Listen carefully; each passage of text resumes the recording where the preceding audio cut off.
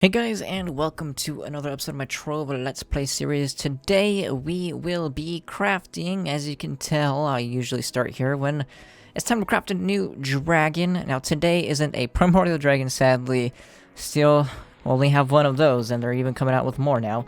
But I will be crafting the new Flakbeard dragon because he just came out, so I thought, hey, might as well craft him because I gotta make a guide on him anyways. And I always make Let's Play videos out of any dragon or any Clash M or any level 30. You guys know the drill. But I still need to buy some dragon coins because I still don't play, I guess, on the hour, every hour enough to craft one legitimately. But I am very close. I have 287, so I only need to buy 3 of these things. Not like last time where I had to buy like 400 or something like that. I can't remember. This time it's only 3. Very simple. I only need 300, so there we go, 3 of 2. And I can finally craft Blackbeard the Relentless. This guy actually gives critical damage, so he's pretty nice to have. So there we go, 300 dragon coins. I think dragon coins are my most sought after currency / item in this game. I can get everything else in the entire game so easily besides dragon coins. It's kind of crazy, even though they are kind of making it easier. So here we go, let's learn Flakbeard. There we go, we have him. We went up a little bit of power rank.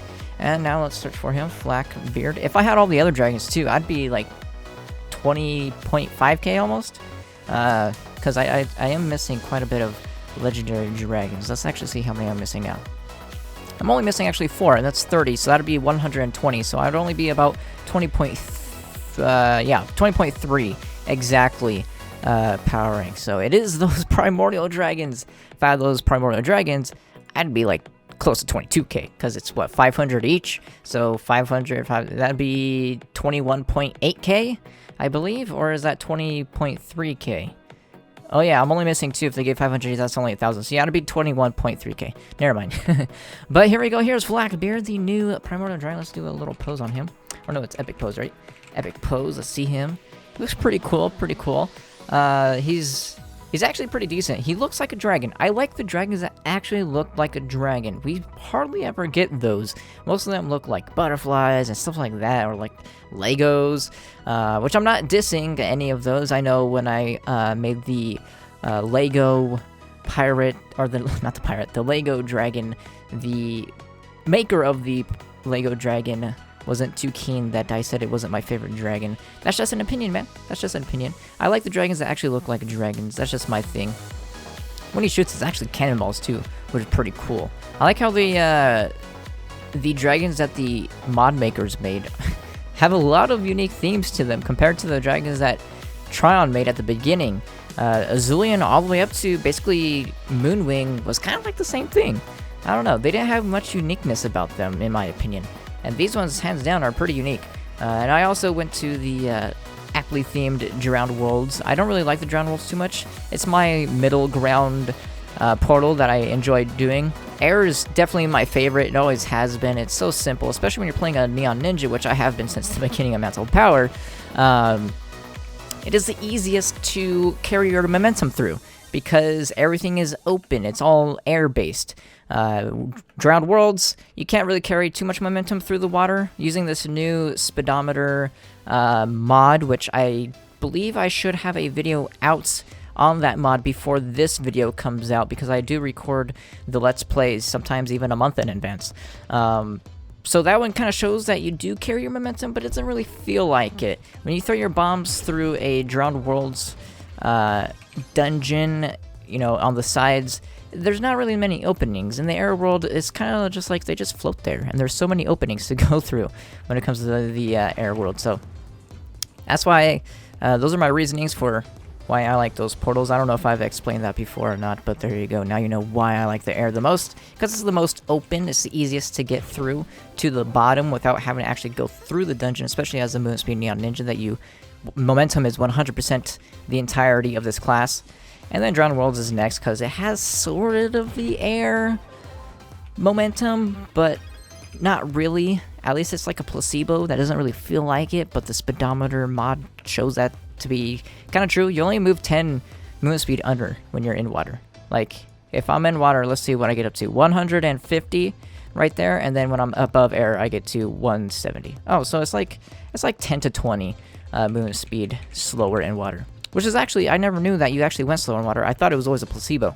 Because if you look at your movement speed stat, when you go into water, it doesn't change, which it should if it affects it, but apparently the devs never thought about that, so that's a good use of this mod. I don't really see this mod's use to be too useful. It's like a just additional mod. It's kind of just small down there along your action bar. It doesn't really get in the way, which is why I use it. I usually don't use mods that don't provide value to my gameplay, which this definitely, I mean, sometimes it can help if I'm not paying attention and I quickly look at my movement speed and it doesn't say 170, then I can be like, oh, I forgot to right click. Or maybe I'm in the fire world and it's really hard to see this costume against the background when you're invisible. It's hard to tell if you're invisible or not. So, you know, there it does help a little bit, but, you know, it's not the most useful, but it's also, it kind of is useful. That's why I use it, because of that reasoning. But yeah, we should, last time I made a dragon video, this is exactly what I did. I started rambling about stuff that wasn't pertaining to the dragon, so maybe I should talk about the dragon a little bit. So the dragon, I kind of want to go over like its stats and stuff to tell you if it's useful or not. I think I should start doing that in these dragon videos because some dragons are extremely useful, especially to either a melee or physical damage based class or a magic damage based class. You know, there is a certain order that you can go in to be the most efficient with obtaining dragons if you're a new player. Like if you're a new player and you want and you play a magic based class, you can get certain dragons that will provide way more use for you than others. Some that were completely useless to you. There are dragons that are completely useless. So let's talk about the stats that you get with Flakbeard. Let me actually look at them because I don't remember. I know it's critical damage and I think maximum health. Let's see. Travel. Legendary. Blackbeard. Okay, so he gives, yes, 10% critical damage, 1000 maximum health, and 50 magic find. So he is a universal dragon. You want him on every single, anything you play. He gives 10% critical damage. 10% is actually a lot. I don't know if others give 10%. I usually feel like they only give like 5% or something. Usually they're very minuscule. But obviously they do add up, and you 100% should always go for every single dragon, even if it's like health regen and health. Always get all the dragons. They give you power rank, they give you magic find, they give you jumps, which this one actually doesn't give you jumps. Let's see the other ones that give critical damage. So 7% attack speed, 1% critical hit. I don't think of critical hit, that's very low. Oh, okay, so it's kind of like, it's the exact same thing as Yorn, you know? Flakbeard and Yorn, they give the same exact stats, actually. So you want to prioritize one over the other, you just give whichever one you like better. But he is needed on all classes because he does provide critical damage, which is the most important stat in the entire game, along with critical hit, and critical damage go hand in hand. You do not want 1000 critical damage and only 50% critical hit, because that is pointless, opposed to what other people have sadly told the community. That is not how stats work. So I think I'm going the wrong way, actually. I just saw a beam. Yeah, I went straight down to the... oh, I'm gonna die too. I went straight down to the 3-star boss. That's not what I meant to do. I thought I was... sometimes I don't pay attention when I'm doing these Let's Plays while I'm just rambling. And I forgot to go down this way. Where is it? It's right here. This is where the actual boss is. And he is right there. Alright. And then you can go back and do the other one. Just kill him. Boom. Break the box. I think this design you could jump down. No, I'll just take the portal. I'll go the normal way. I haven't done this dungeon in a long time. I haven't played the game in a very long time, so I'm sorry if I'm like not as efficient as I used to be. Especially when doing a Let's Play video and I'm completely sidetracked by rambling. There were a lot of bosses in this dungeon, though. I'm glad I came back. Alright, so that's his stats. He is great on every single class. 10% critical damage is opposed to your... It depends on your stats, to be honest. He can either be the best dragon for you if you have a lot of max damage already, or base damage already. If you have 160k base damage, so, you know, physical damage or magic damage, but you only have 1000 critical damage, 10% critical damage is going to do way more than 500 damage, which some dragons have. So he could be the best dragon for you, but he is definitely needed on every class. But let's look at how he actually looks like now. So he has some, he's obviously pirate themed, so he's got the gold swag on him. He's gonna look nice with my swaggy little turtle that's gonna be coming out soon. Maybe by the time this video comes out. He's got that gold eye, just like my little swaggy turtle has, the golden monocle. He has a crown. His is that a pirate head or is that a black crown? I can't really tell. He's got that goatee. I don't know if I told them to put a goatee on my turtle. I can't actually remember, because I do have one in real life. If you guys have ever seen my stream or not, he's got a little peg. He's got a peg leg and a hook hand. Do they show the hook, or is it only the peg leg? I know that they show the peg leg. Let's see. Kind of. It's like the peg. It's like a peg, but it's 1 pixel longer. If you could tell, the left and the right. I'm pointing at my stream, but you guys can't. You guys obviously can't see my finger. So he's pretty cool looking. Again, like I said at the beginning of the video, he actually looks like a dragon. I like that, and he goes very well with my turtle that's going to be coming out. He's not the same color. He's blue instead of green, but still, he looks very decent. He'd go well with my turtle if you get your hands on that.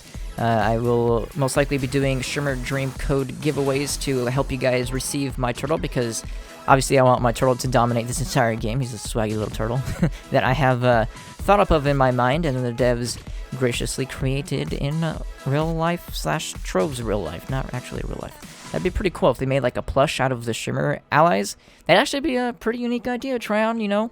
A lot of people like to support their streamer. I'm not saying to give any cut to the streamers, that'd be nice since it was our idea, but if you want to make those Shimmer Dream allies into plushes, that'd be pretty cool. Oh, look, a Radiant. That'd be a nice merchandise opportunity. I shouldn't have gave that away, because I could just make one myself. Never mind, try and I'll do that on my own. Stop taking all my money. I probably won't do that. I don't know. Maybe eventually I'll open up a merchandise store. I think Scythe has one. I can't really remember. I haven't watched him in a while since I came back to Trove. Oh, the collection challenge. We gotta do that real quick. Do you guys mind, or should I just end the video? Let's just do it real quick. I'll show you guys how I do it, since I haven't uploaded the minigames guide yet. Collection is the best challenge in the entire game, and then the racing is the worst challenge in the entire game. I highly recommend you just skip the racing challenge. It's a waste of time because of lag. Lag ruins the most fun things in this game. It could be very fun to do those racing challenges, but you know, lag, sadly, you go through a little bullseye thing, and then 2 seconds later it reappears. So what I do is I jump through that, I avoid that so I can grab that one, jump that one, grab that one. I mean, it's pretty self-explanatory. Like I said, this is the best challenge because it's the easiest. Now I grab these two. You can go up like these guys are gonna go, and there's a couple up there, but I choose to just go down and grab these and then jump down here. Again, there's more golds behind me, but I choose not to get them because they're not needed. The path that I take gives you over 120. So there you go. Grab that one. Come back here, take this jump pad. You do have to jump with that jump pad. I missed a couple because I jumped a little too late. Grab that one. I could just avoid those two because it's a waste of time to go back to them. Those two, let's just come down here, grab these two, come over here. Sorry if I'm like in a announcer type voice right now. I just made a guide, so yeah, I do get myself prepared for those guides. So grab those. So again, I do apologize if this is not like my natural tone. Just, you know, like I said, I just made a guide, which is more of like an announcer type voice I put on to be more appropriate, so it's easier to understand. So there we go, grab that one. I've already got 80. The goals, as opposed to what I originally thought, they only give 5. I thought they gave 10, but they only give 5. So I come, grab these guys, turn around, grab these ones, and then I just come down and grab this. Grab that. Grab that. You could grab, you know, that one up there. You can jump down here. There's a gold literally right beneath you that you can grab right here, but I already have enough. Like I said, this gives you a lot. Hello, Hane. So there you go. You know, I was top scorer. You know, easy mode. So there you go. There's the minigames guide, and I didn't have to release it yet, which is kind of probably not a good business decision because I could have, you know, I still want people to watch that video. So I never released that guide. Still go and watch that guide. So let's open up these two. Make up for those dragon coins I just bought with qubits, which is what I think I'm going to be doing. A lot of people, I asked last time how people got their dragon coins. A lot of people said that the new challenges are more than enough. People are saying they're getting 300 a week, which I don't believe to be true because unless you play literally every single hour, 24 hours a day, there's not enough dragon coins, I don't believe. But every 2 weeks, it feels like 2 weeks you can get 300, which is fine because that's how long they release dragons nowadays. It's like every 2 weeks, which kind of sucks when you're behind. But if you're not behind, it's perfect. So that's what I do, and then also people said they just spend their qubits because there's nothing else to spend qubits on now that you can actually buy gem booster boxes for Flux because they're qubit or credit based. So yes, you can literally buy gems now with Flux. They said they would never do that, but you can now because they made credit pouches a thing, which is contradictory, but they most likely didn't think about that. But you know, some players like myself think about things like that, so there you go. And yeah, that's going to be it for this video. Again, to reiterate, this dragon is pretty cool. I like the dragons that have a actual dragon look to them. It's pretty cool in my opinion. It's not one of my favorites though, because I'm not into the whole pirate thing. That's just me. That's literally just an opinion of mine. Just because I have people that watch me doesn't mean my opinion holds more true than anyone else's. It's called an opinion for a reason. So there you go. Please don't hate me, whoever created this, which I forgot who created this. Let's see. Skyrider3217. I like Skyrider. I believe Skyrider and Skyrider Virus are the two that make the art for Tron, which is pretty cool. I'm sorry if I'm wrong on that one, because sometimes I do get them mixed up. I'm just killing myself now with the community. So I'm going to end this video. I hope you guys enjoyed it, and I will see you guys next time.